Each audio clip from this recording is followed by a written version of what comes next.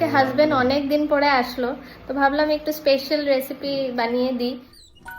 Hello friends, তো আজ ব্রেকফাস্টে নিয়ে আসলাম সত্তুর পরাঠা। তো এদিকে আমি অল্প কোয়ান্টিটিতে সত্তু নিয়ে নিয়েছি। তারপর এটাতে আমি নুন দেব, কালো জিরা, আজওয়াইন, আদা বাটা, রসুন বাটা আর পেঁয়াজ কোচানো দিয়ে অল্প একটু মরিচের তেল দিয়েছি আর মিক্সচার আচার 1 চামচের মতন দিয়ে ভালো করে মিক্স করে নেব। আর এদিকে আমি দেখো আটাটাকেও ডো বানিয়ে নিয়েছি।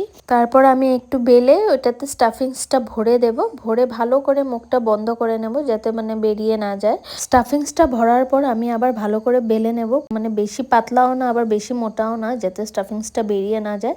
তো ওইভাবে সবগুলোকে বেলে নেব।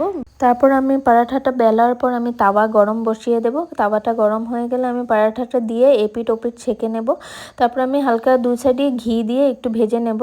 আমি না এখানে ঘিটা শুট করতে ভুলে গেছি, ঘি দেওয়াটা। তোমরা কিন্তু ভুলো না আবার ঘি দিতে। খেয়ে দেখো, বলো টেস্টি হয়েছে কিনা। না থ্যাংক ইউ, জানি না, বানিয়েছি।